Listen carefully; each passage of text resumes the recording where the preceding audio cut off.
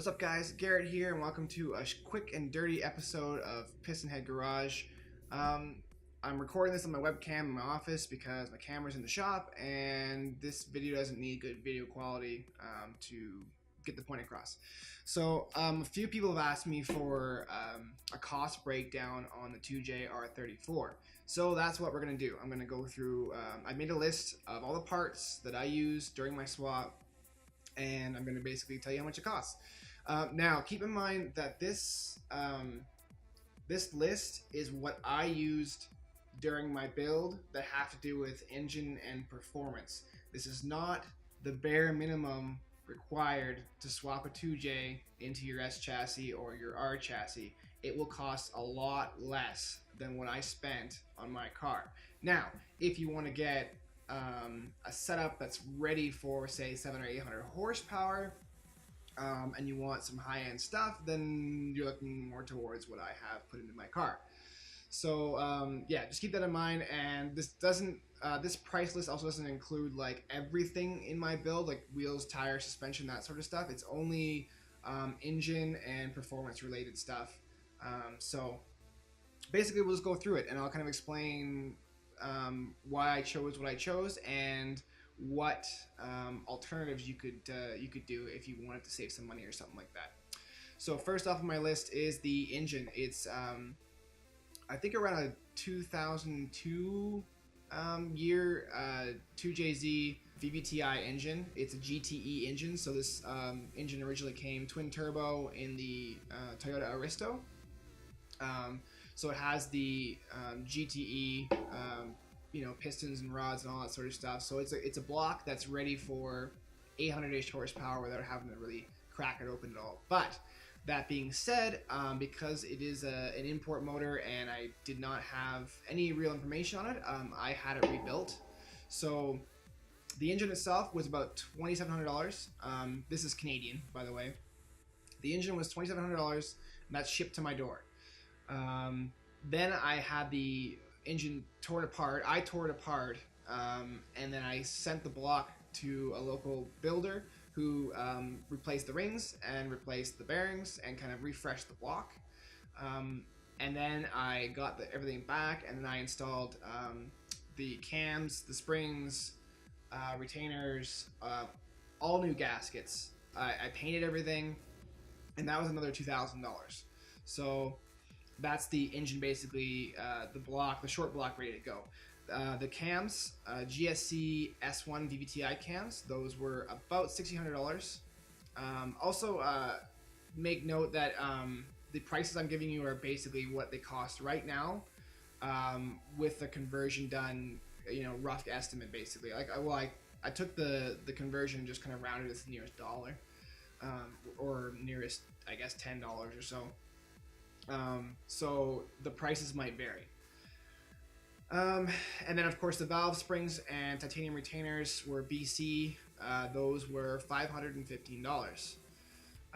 My adjustable exhaust cam gear was an HKS cam gear. I got a really good deal on it. I paid about $60 for it, brand new, open box. Normally they're about, I think, $140 US each. So yeah, a lot more. The turbo kit, which includes the exhaust manifold or the turbo manifold, the oil feed and drain line, the wastegate dump tube, and a bunch of other accessories, the oil drain flange, and a bunch of other stuff. That is from Drift Motion. It's their single turbo kit minus the turbo. That cost about $1,100. And then originally I had an eBay turbo on there, but we won't put that one into the price. Currently it's Borg Warner S369 SXE, and that was about $1,350 for that turbo. Engine mounts, they originally were CX Racing engine mounts, which we won't include that price as well. So keep in mind, this total is going to be what I have currently in the car, not including some parts I've replaced. Now I have Enjuku Racing engine mounts, and those are an S chassis to JZ conversion. Fuel rail, Drift Motion billet fuel rail, pretty much the cheapest one you can buy, $310. Sorry, the engine mounts were $450. Fuel rail is about $300. Injectors. I have FIC Fuel Injector Clinic 1000cc injectors. Those were roughly $600. I bought them new, but open box from someone else, so they were never used, but they weren't purchased from a retail location. Fuel pressure regulator, Aeromotive. I had their smaller FPR. It was about $250. The fuel pumps are now 450 liter per hour Walbro pumps. There's 2 of them in the tank. That was about $300 for the pair of pumps. That's actually kind of on the low side. I think they actually cost a bit more than that, but we're just I didn't actually pay full price for them. So on the block, I also installed a Titan Motorsports ported oil pump, so I have more oil pressure and less chance of the oil pressure blowing out the front main seal, because that happened to me and it sucked. That was $520. I have a Titan Motorsports Racing Crank Pulley, which is basically an ATI super damper with a Titan sticker on it. That was about $470. The accessory pulleys I have are Powerhouse Racing Black Edition. That's also, of course, not something you need for this to work. The stock pulleys work fine. I just wanted them to look nice. Same thing with the crank pulley. It's not required for a build, but if you want to make lots of power, you definitely want to look into that sort of thing, because the factory pulleys are basically 2 rings with a rubber isolator in between them, and that rubber cracks and then the pulley splits apart, and that's bad. So the accessory pulleys were about $650 all said and done. I also have a Powerhouse Racing S chassis / R chassis fuel pump tank hat and pump install kit. Once again, not something you need to make this swap work, but I was having issues when I upgraded my pumps, had fuel leaking. So now I have that installed, and that was about $800, not including the pumps. I have a Mishimoto aluminum radiator, $300. That also not 100% required for a swap, but I was having lots of issues with heat soak, so definitely is recommended. The fans and shroud were another $300 for that. And I've gone through a couple different types of fans and still have a lot of heat issues, but we're getting better at that. Mishimoto oil cooler kit was $550, also there to help keep the temperatures down and highly recommended. Silicone rat hoses, not required, but I bought those because they look nice. They're about $150, and those are for an IS300, and they were slightly modified and they fit my car perfectly. Let's see here. Mishimoto Racing thermostat was $60. Also not required, but helpful in terms of my heat. So I mean, I recommend it regardless. Vibrant Performance catch can. You can get any catch can you want. eBay ones are like $40 or something like that. But I like the Vibrant one. It's got a nice large capacity and it looks nice. It was about $200. Definitely recommended, not required. AEM Smart Ignition Coil Kit. Also not required to do the swap. You can use the stock waste spark coils that come on the VVTi Aristo engine, but I wanted more power and more reliability, so AEM Smart Ignition's coil set was about $1,000. That includes the coils and the wires and the bracket.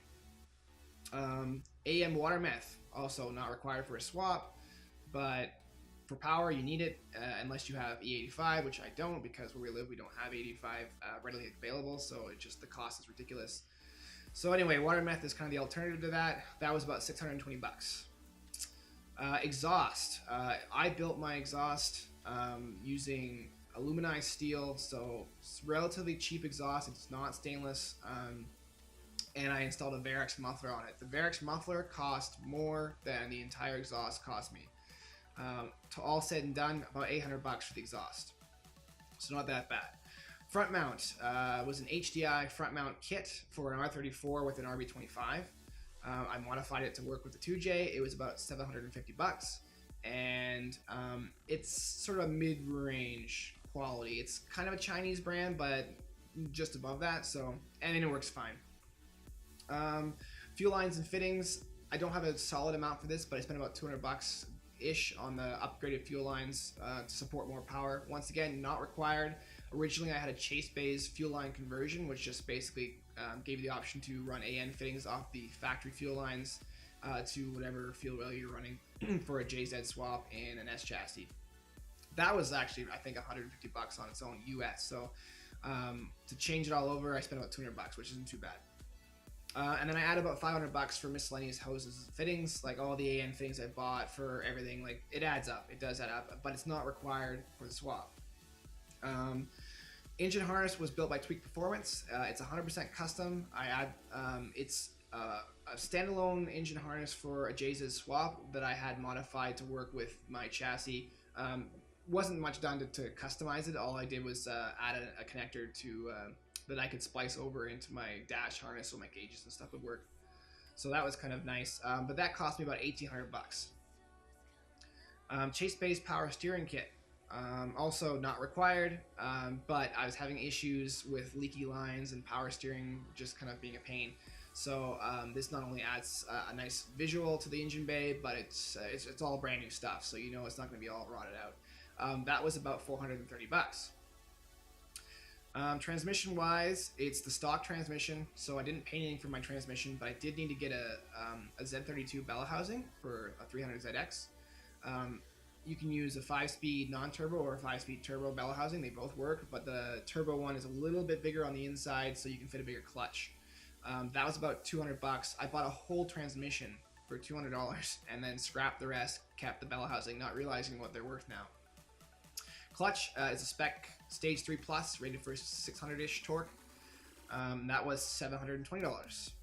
The drive shaft was about 700 bucks. It's a single piece steel drive shaft. If it were aluminum or if it were carbon fiber or whatever, it would cost more, but you definitely need that for the swap to work. Collins Performance billet flywheel. So the flywheel is a custom made piece designed to adapt the Z32 transmission to JZ, and that was about 700 bucks. The adapter plate to adapt the transmission to the engine was also Collins Performance. Steel plate, it was $550-ish. And the ECU, AM Infinity 506 ECU. So that's not their entry level ECU, but the next step above that. There's the 300 series ECU, and then there's the 500, and then the 700 series. I have the 500. The ECU with all the sensors like map and fuel pressure, oil pressure, the boost control solenoid, all the crap that I need to basically manage the engine, ended up costing about $3,700, which is a lot, but that's just kind of what you pay for that sort of ECU. You can save a lot of money by going to like a ECU Masters ECU or a Megasquirt or whatever, but I knew a few tuners that were good with AEM and they preferred AEM, and that's why I went that route. Also because AEM at the time was still fairly new.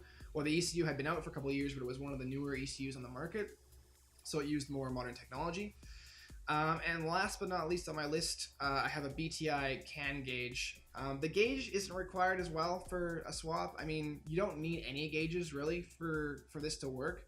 The Infinity itself has so much built-in protection and monitoring that really it does all that work for you. You don't need to be looking at gauges because the ECU does that for you. But I like to be able to monitor stuff occasionally, mainly the engine temperature, the coolant temperature, because I was having lots of problems with overheating. So that's why I bought that. That ended up costing me about $350. So, like I said, that doesn't include any suspension or braking, like body mods, anything like that. It's all engine and performance related. But the grand total, what I spent so far, because obviously I'm still spending more because we've got more stuff on the go, but so far I have spent $28,255 on this car. On this build, I should say, this engine build. So, yeah, it was a lot bigger number than I expected. I did not have any idea how much I've spent until I put this list together, and you don't expect it at all. I don't think anybody does, because you're buying parts, $200 here, $500 here. Okay, I spent $1,000 here, but whatever. That's one thing, right, for $1,000. But then, yeah, you look at it and you realize, holy shit. So yeah, almost 30 grand. To get to where I am, and I'm still having issues with the car, like I've mentioned in previous, I think in our grid life video I talked about it not revving past 6,000 RPM. So even after spending 30 grand, I'm still making 500 horsepower. So hopefully we can get that resolved and the car can make more power, because it definitely has everything it needs to make somewhere in the high 6s to low 700 horsepower range. So we're gonna get there. But anyway, so that's it. That's my list of parts. That's my breakdown cost. If you have any more questions, leave them in the comments. I'll try to answer them as best I can. But in the meantime, just keep watching, make sure you're subscribed, and make sure you like the video. And as always, I'm Garrett, and thanks for watching.